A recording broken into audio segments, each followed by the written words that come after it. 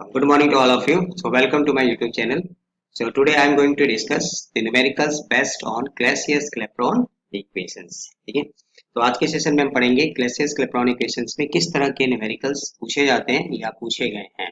So previous year questions based on Clausius-Clapeyron equations. Last video में हमने Clausius-Clapeyron equation को derive किया था thermodynamics के लिए और फेज इक्विलिब्रियम के लिए एक इम्पॉर्टेंट टॉपिक है और आज हम देखेंगे उसमें किस तरह के न्यूमेरिकल्स आते हैं. ठीक है, तो चलिए स्टार्ट करते हैं आज का सेशन.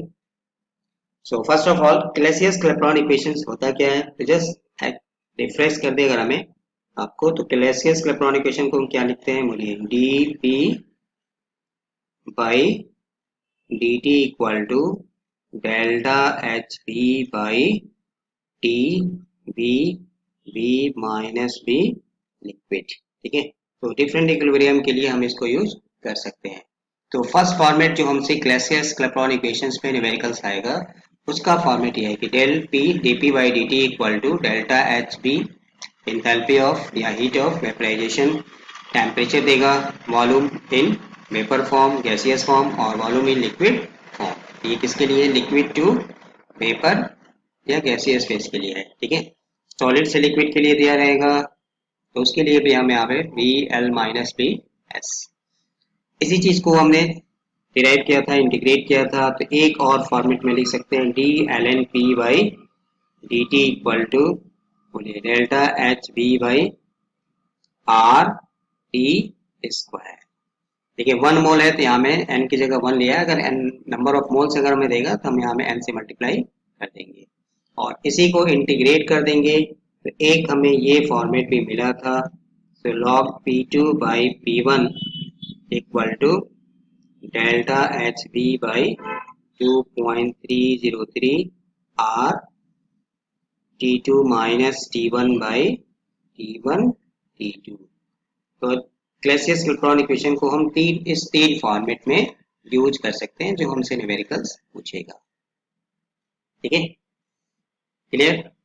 चलिए ये लास्ट वाला फॉर्मूला कब लगाएंगे, जब हमें दो टेम्परेचर देगा, T1 देगा T2 देगा, तो हमसे इंथैल्पी ऑफ वेपराइजेशन पूछेगा, P1 देगा P2 देगा, वेपर प्रेशर दो डिफरेंट टेम्परेचर पे दिया रहेगा, तो हमें ये फॉर्मूला लगाना है.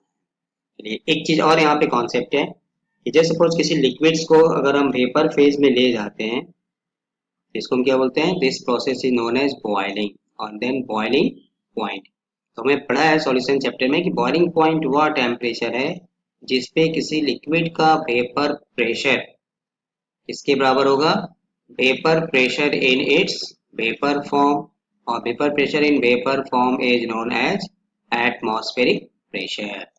ठीक है, तो अगर हमसे बॉइलिंग पॉइंट कहता है, नॉर्मल बॉइलिंग पॉइंट अगर वर्ड आएगा तो बॉइलिंग पॉइंट पे वेपर प्रेशर कितना आएगा, बोलिए 1 एटमॉस्फेरिक प्रेशर. ये हमें क्वेश्चन में नहीं दिया रहता है.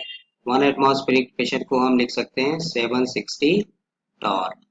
ठीक है, या 1.01 10 to the power 5 newton metre. ठीक है, तो नॉर्मल बॉइलिंग पॉइंट की बात करेगा अगर क्वेश्चन में, तो वहां में वेपर प्रेशर हमें पता होना चाहिए कि ये कितना आता है, 1 एटमॉस्फेरिक प्रेशर. ठीक है, तो ये कुछ कॉन्सेप्ट फॉर्मूले जो हमें यूज करना है न्यूमेरिकल्स के लिए. तो चलिए फर्स्ट क्वेश्चन यहाँ में लेते हैं. तो फर्स्ट क्वेश्चन कह रहा है the vapour pressures of water at 27 degree Celsius and 77 degree Celsius are 500 and 700 mm of mercury respectively. Calculate the latent heat of vaporization of water per gram. चलिए यहाँ पे क्या है, T1 temperature must be in kelvin, हमें 27 degree Celsius दिया है, तो पहला काम हमें इसको केल्विन में कन्वर्ट करना होगा, तो T1 मिल जाएगा. T2 कितना हो गया, 77 डिग्री सेल्सियस, इसको भी आप केल्विन में कन्वर्ट कर लीजिए, ऐड करके T2 मिल गया. T1 पे P1 कितना आपको दिया है, 500 mm ऑफ मरकरी. T2 पे P2 कितना आपको दिया है, 700 मरकरी. हमें क्या निकालना है, delta H vaporisation, latent heat of vaporisation, but mandatory per gram कहा है, ये जो आता है वो जूल या किलो जूल पर मोल. यहाँ में जैसे हम क्या निकालते हैं, किलो जूल पर मोल, इसलिए पर मोल को हमें कन्वर्ट करना पड़ेगा पर ग्राम में. ठीक है, तो कौन सा फॉर्मूला लगाएंगे, बोलिए जहाँ दो टेम्परेचर आएगा तो इसके लिए हमने एक फॉर्मूला पढ़ा है P2 by P1 equal to delta H B by 2.303 R T2 minus T1 by T1 T2। ठीक है, तो टेम्परेचर T1 दिया है, T2 दिया है, P1 दिया है, P2 दिया है, R की वैल्यू हमें पता है 8.314 joule kelvin inverse mole inverse. तो इसके लिए हमें क्या निकालना है, बस सारी चीजें फॉर्मूले में रख के सॉल्व कर देना है। तो डेल्टा एच बी हमको पूछ रहा है, बट ये पर मोल में आएगा, फिर डिवाइडेड बाई ग्राम के लिए वाटर, वाटर का कितना होता है मोलर मास 18 ग्राम पर मोल। जो भी आएगा उसमें से 18 से डिवाइड करेंगे तो हमें मिल जाएगा latent heat of vaporisation of water per gram. Clear हो जाएगा। तो जैसे हमको यहाँ पे क्या है, T1 दिया है, T2 दिया है, P1 दिया है, P2 दिया है, तो बस फॉर्मूले में रख दीजिए। तो P1 हो गया, P2 हो गया, T1 केल्विन में रखना है, T2 भी केल्विन में कन्वर्ट कर लिया। We know that Clausius Clapeyron equation रख के सॉल्व कर दिया। इस फॉर्मूले से जो आएगा वो हमें क्या देगा, किलो जूल पर मोल। हमें किसने पूछा है, पर ग्राम, तो वाटर का मॉलिक्यूलर मास होता है 18 H2O, डिवाइड कर दिया, ये मिल गया पर ग्राम। क्लियर, ठीक है। इसमें क्या करा, what will be the vapour pressure of water at 95 degree Celsius when it's vapour pressure at 373 Kelvin is 760 mm of mercury. The heat of vaporization of water in this temperature range is 40.20 kilojoule per mole. यहाँ भी हमें वही formula use करना है। P1 हमें दिया हुआ है, ठीक है। P2 हमें, P1 हमने क्यों 760 mm लिया है, क्योंकि अभी आपको डिस्कस किया, यहाँ में हमसे क्या कह रहा है, what will be the vapor pressure of water at this when its vapor pressure at 373 is 760। तो 760 ऑलरेडी दिया हुआ है, 373 पे 95 डिग्री सेल्सियस पे हमसे पूछ रहा है, तो इसको हमने केल्विन में कन्वर्ट कर लिया। तो P2 हमसे निकालना है, 95 को यहाँ में लेके आ जाइए, केल्विन में कन्वर्ट कर लिया, ये ऑलरेडी दिया है तो हमसे P2 पूछ रहा है। पिछले वाले न्यूमेरिकल में क्या था, P1 दिया था, P2 दिया था, T1 दिया था, T2 दिया था, तो डेल्टा एच वेपराइजेशन पूछा है। यहाँ में डेल्टा एच वेपराइजेशन दिया हुआ है, बस फॉर्मूले में रख के सॉल्व करके P2 निकाल लिया। ठीक है, तो न्यूमेरिकल्स को पढ़ना है, देखना है कौन सा फॉर्मूला हमें वहां में अप्लाई करना है। नेक्स्ट क्वेश्चन IIT JEM 2014 का है। The vapour pressure of benzene is 5333 pascal. 5333 pascal, ये हमें दिया हुआ है एट 7.6 डिग्री सेल्सियस। तो 7.6 डिग्री सेल्सियस टेम्परेचर है। तो T1 कितना हो गया, 7.6 प्लस 273 केल्विन, ऐड कर लीजिए, T1 आपको मिल जाएगा। इस पे P1 कितना दिया है, 5333 पास्कल। ठीक, अब कह रहा है कि टेम्परेचर कितना हो गया, मतलब T2 कितना लेंगे, T2 कितना दिया क्वेश्चन में, 60.6 डिग्री सेल्सियस। तो पहले तो काम तो हमें केल्विन में कन्वर्ट कर लेना है, कर लिया। P2 कितना आ गया, 53330 पास्कल। ठीक है, calculate the heat of vaporisation of benzene. हमसे क्या पूछ रहा है, डेल्टा एच वेपराइजेशन हमसे पूछ रहा है, and the normal boiling point. चलिए, normal boiling point of benzene के लिए तो फिर हमें टॉल्टर्स रूल लगाना पड़ेगा। तो फिलहाल क्लासियस क्लैपेरॉन इक्वेशन, तो डेल्टा एच वेपराइजेशन T1 दिया है, T2 दिया है, P1 दिया है, P2 दिया है, फॉर्मूले में रख के सॉल्व कर देना है। चलिए, फॉर्मूला कौन सा लगाएंगे, तो log P2 by P1 equal to delta H vaporisation by 2.303 R T2 minus T1 by T1 T2।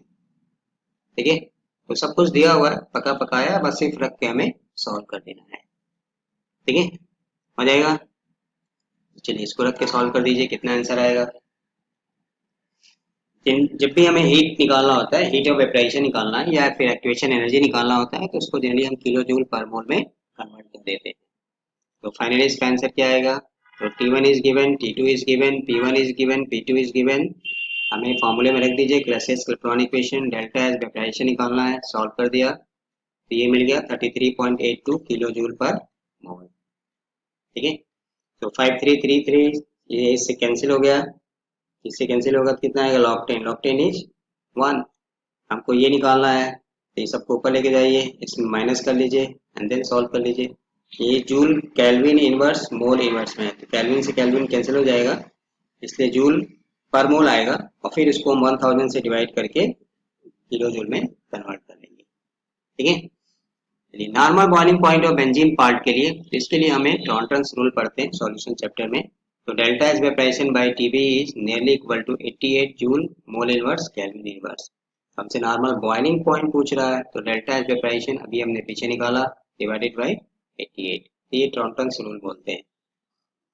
Enthalpy of vaporisation और नॉर्मल बॉइलिंग पॉइंट में ये रिलेशन है। ठीक है, चलिए नेक्स्ट क्वेश्चन है आईआईटी जेम 2021।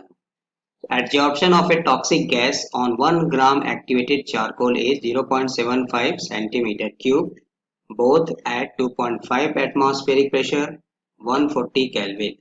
देखा अब यहाँ से P1 आपको कितना दे दिया 2.5, T1 कितना दे दिया 140 Kelvin, प्रेशर P2 कितना हो गया 30, टेम्परेचर कितना हो गया 280 Kelvin। Isosteric enthalpy of adsorption, तो हमें इस वर्ड से कंफ्यूजन होता है। तो isosteric enthalpy of adsorption is simply defined as the heat when which heat which is released when an adsorptive binds to a surface. मतलब एडजॉर्प्शन होने पे जो हीट रिलीज होता है, क्योंकि हमने पढ़ा है एडजॉर्प्शन होने पे क्या होता है, adsorption is an exothermic process, तो जो हीट रिलीज होती है उसी को बोलते हैं आइसोटेरिक एंथैल्पी ऑफ एडजॉर्प्शन। मतलब सीधा सीधा हमें क्या निकालना है, डेल्टा एच निकालना है। यहाँ फिलहाल वेपराइजेशन की जगह पे एडजॉर्प्शन लिख सकते हैं एडीवी। ठीक है, तो T1 हमें दिया है, T2 दिया है, P1 दिया है, P2 दिया है, हमें डेल्टा एच पूछ रहा है, तो इसके लिए सिर्फ एक ही हमने पढ़ा है और वो है क्लैसियस-क्लैपेरॉन इक्वेशन। ठीक है, तो आइसोटेरिक एंथैल्पी ऑफ एडजॉर्प्शन से कंफ्यूज नहीं होना है। ठीक है, तो क्लैसियस-क्लैपेरॉन इक्वेशन अप्लाई कर दीजिए, हो जाएगा। तो चलिए T1 कितना दिया हमें, फॉर्मूला में पता है P2 by P1 delta H vaporisation, T2 minus T1 by T1 T2, P1 already given है 2.5, P2 गिवन है 30, T1 कितना दिया है 140 और T2 कितना दिया है 280। क्लियर, कहाँ से लिखा, देखिए आपको लिखा ना यहाँ पे 280 केल्विन, तो ये T2 हो गया, तो इसको हमने कहाँ में रख दिया T2, 30 एटमॉस्फेयर ये क्या हो गया P2, 2.5 एटमॉस्फेयर ये हो गया P1, 140 ये हो गया T1। हमसे क्या पूछ रहा है, इंथैल्पी, इंथैल्पी नाम आया मतलब डेल्टा एच वेपराइजेशन। रख के सॉल्व कर दीजिए, मिल गया। किलो जूल में कन्वर्ट करना है, क्योंकि देखिए यहाँ पे यहाँ से हम निकालेंगे आर की वैल्यू, तो ये जूल में आता है, joule kelvin inverse mole inverse, इसलिए इसको 1000 से डिवाइड करेंगे तो ये बन जाएगा किलो जूल पर मोल। और ऐसे क्वेश्चन में लिखा भी है कि हमें किलो जूल पर मोल में निकालना है। मोस्टली आईटी जैम में है या गेट में हमें क्या है कि यूनिट लिख देता है, हमें किस यूनिट में कन्वर्ट करना है। क्लियर, नेक्स्ट क्वेश्चन कह रहे हैं गेट 2015 का है। A liquid has vapor pressure of 2.02 10 to the power 3 Newton पर मीटर स्क्वायर at 293 केल्विन। तो 293 केल्विन मतलब एक टेम्परेचर दिया है, इस पे एक प्रेशर दिया है। क्लियर, हीट ऑफ वेपराइजेशन भी दिया है 41 किलो जूल पर मोल। तो चलिए delta H heat of vaporisation हमें कितना दिया है 41 किलो मतलब 10 to the power joule per mole. Clear, हमसे क्या पूछ रहा है, calculate the boiling point of liquid. ठीक है, तो बॉइलिंग पॉइंट पे हमने क्या पढ़ा था कि बॉइलिंग पॉइंट पे वेपर प्रेशर कितना होता है, 1 एटमॉस्फेरिक प्रेशर, या इसी को हम लिखते हैं 760 टॉर, या इसी को 1.01 10 to the power 5 newton metre square या पर मीटर स्क्वायर। ठीक है, तो आइडिया मिल गया कौन सा फॉर्मूला हमें लगाना है। ठीक है, सो T1 दिया है, T2 दिया है, बॉइलिंग पॉइंट को हम T1 मान लेते हैं, तो P1 को हम, क्योंकि हमें प्रेशर पता है तो P1 मान लेते हैं, इसको T2 मान सकते हैं, इसको P2 मान सकते हैं, फॉर्मूले में रख दीजिए, डेल्टा एच हमें दिया हुआ है, एक मिसिंग है वो हमें निकल जाएगा। ठीक है, तो इस तरह से हमें क्वेश्चंस को क्या दिया है, क्या हमसे पूछ रहा है, कौन सा फॉर्मूला हमें लगाना है। ठीक है, इसमें टेक्निकल चीजें किलो जूल है तो इसको हमने जूल में कर लिया, P1 मान लिया। अब ये कहाँ से आया, क्योंकि ये 1 एटमॉस्फेरिक प्रेशर, तो बॉइलिंग का मतलब है, बॉइलिंग पॉइंट वह टेम्परेचर है जिसपे किसी लिक्विड का वेपर प्रेशर किसके बराबर होगा, एटमॉस्फेरिक प्रेशर। इसको हमें यहाँ पे अप्लाई करना है, इसलिए हमें P1 यहाँ नहीं दिया है, ये लिख दिया है कि बॉइलिंग पॉइंट निकालो। बॉइलिंग पॉइंट वर्ड आएगा मतलब P1 इज फिक्स या वेपर प्रेशर इज फिक्स। ठीक है, एक P2 हमें दिया हुआ है, T2 हमें दिया है, T1 हमसे पूछ रहा है, तो रख के सॉल्व कर दीजिए। ठीक है, तो यहाँ से ये कट जाएगा, ये हो गया 2, इससे कटेगा तो ये हो जाएगा 10⁻²। ठीक है, log 2 की वैल्यू हमें पता है, दो वैल्यू हमें याद रखना है। log 2 की वैल्यू होती है 0.3010, log 3 की वैल्यू होती है 0.4771, और log 10 तो हमें पता ही है 1। तो जनरली ये दो वैल्यू याद होने से हम कोई भी न्यूमेरिकल सॉल्व कर सकते हैं। क्लियर, तो T1 हमको यहाँ पे निकालना था। तो T1 T2 P1 P2 दिया रहेगा, तो हमने अभी तक क्या देखा, तब हमसे क्या पूछेगा, डेल्टा एच वेपराइजेशन पूछा। जब ये दिया था तो हमसे कहीं में P1 पूछा, वेपर प्रेशर पूछा, यहाँ में वेपर प्रेशर दिया है तो हमसे क्या पूछ रहा है, बॉइलिंग पॉइंट। ठीक है, क्लियर। चलिए नेक्स्ट क्वेश्चन कह रहा है, the enthalpy of vaporisation of a liquid at its boiling point, its boiling point Tv is given, enthalpy of vaporisation is given. तो जो जो क्वेश्चन में दिया है उसको आप लिखते चलिए।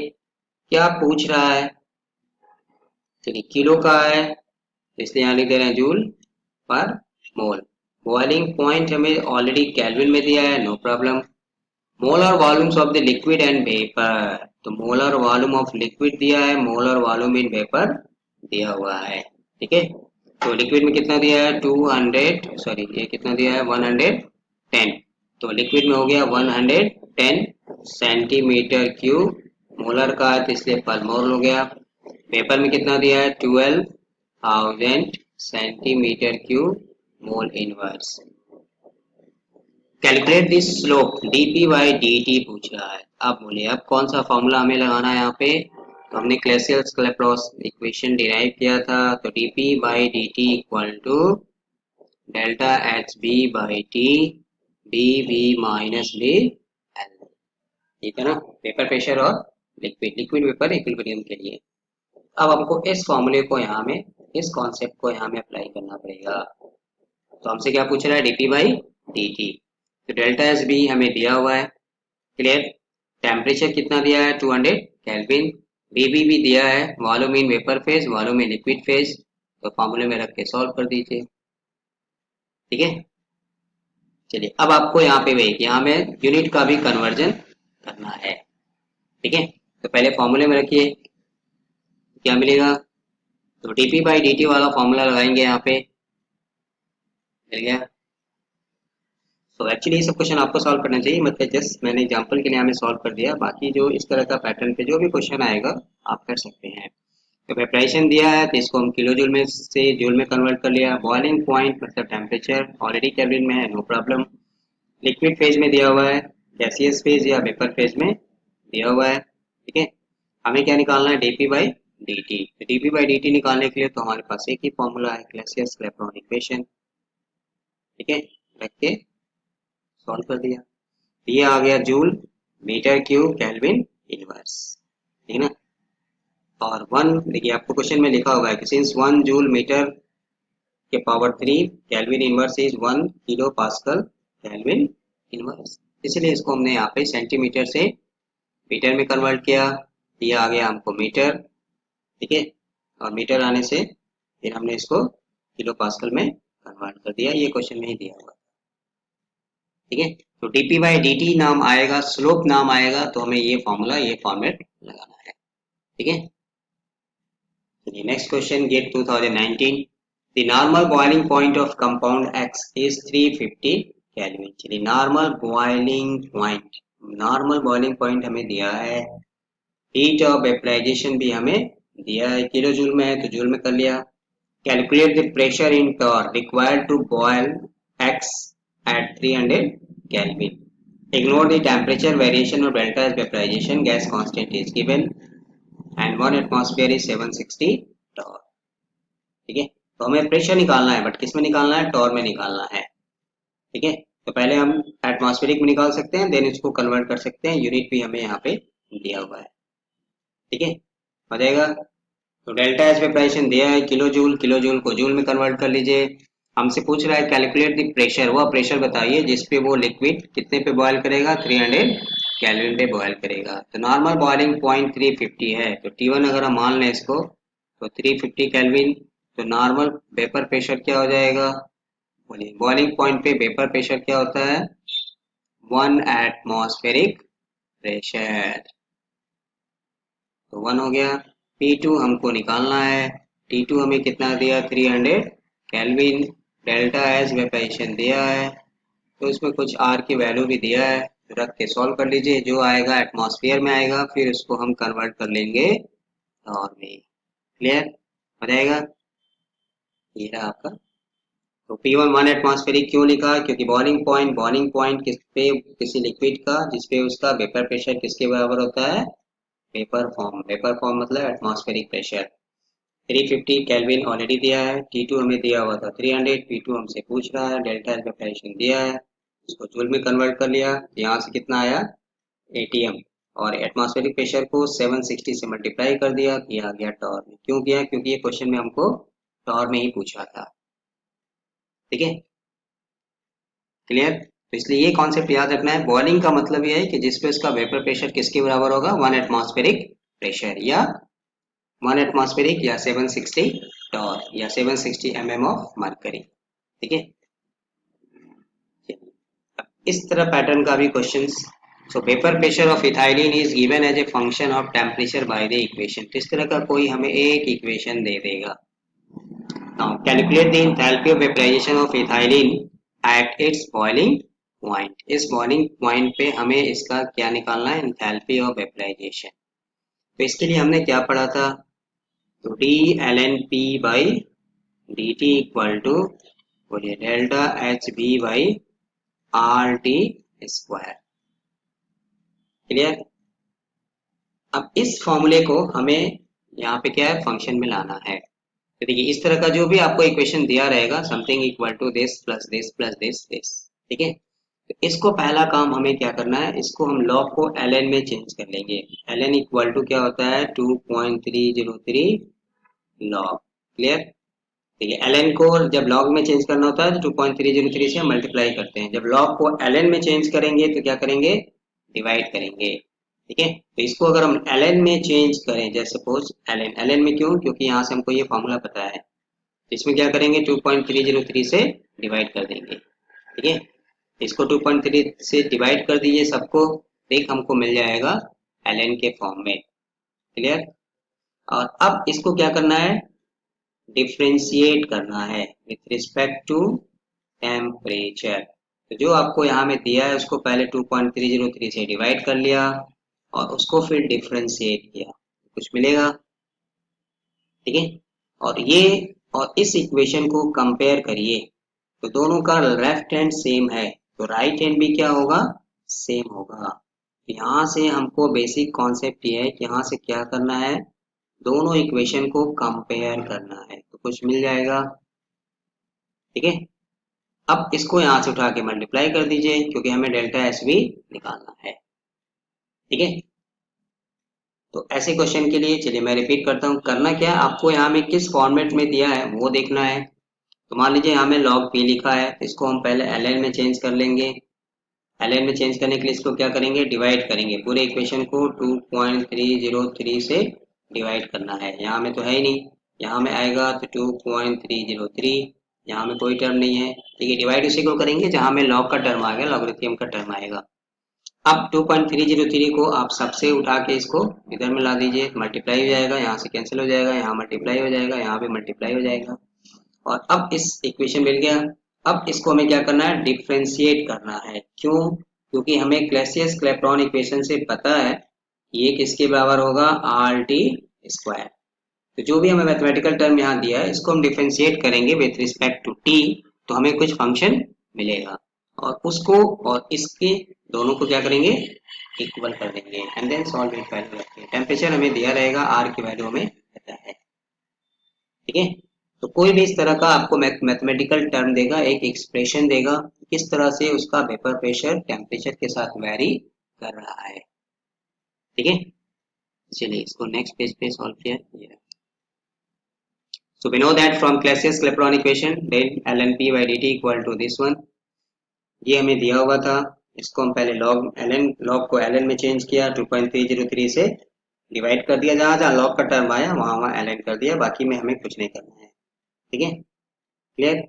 और अब 2.303 से आप सबको मल्टीप्लाई भी कर सकते हैं, तो इसको हम यहाँ से ऐसे भी लिख सकते हैं। देखिए ln p इक्वल टू, इसको उठा के यहाँ लेके जाइए तो -2.303 800.10 बाई टी, प्लस यहाँ से मल्टीप्लाई करेंगे तो कैंसिल हो जाएगा, ln t माइनस 8.30, चलिए 2.303 इंटू 8.30 इंटू 10⁻³ प्लस मुझे क्या मिलेगा 2.303 इंटू 6.34।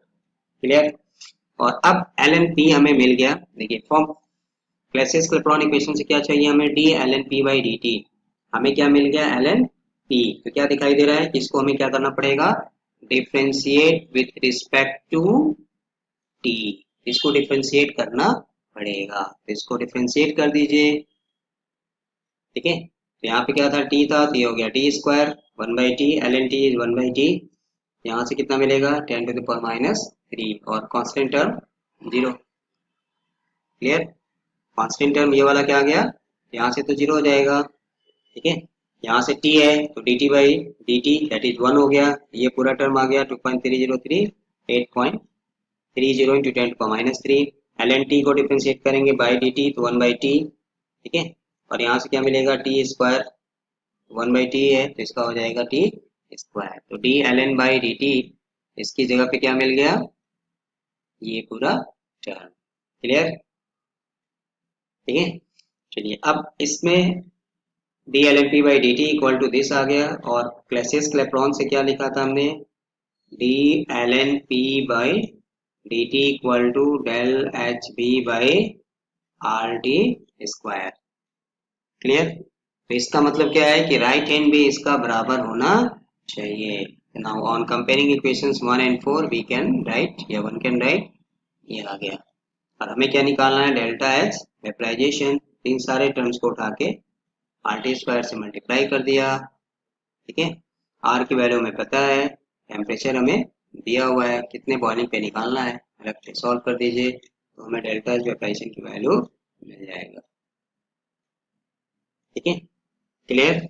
कोई भी अगर हमें इस तरह का मैथमेटिकल टर्म दिया हुआ है, एक एक्सप्रेशन दिया रहेगा, तो हमसे पूछेगा इसका आप एंथैल्पी ऑफ वेपराइजेशन निकालिए। ठीक है, हो जाएगा। चलिए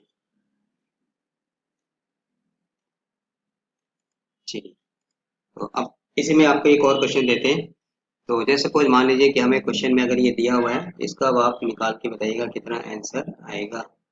-1414.8 by T plus 9.9163 minus 1.206 into 10⁻² T plus 1.34 plus plus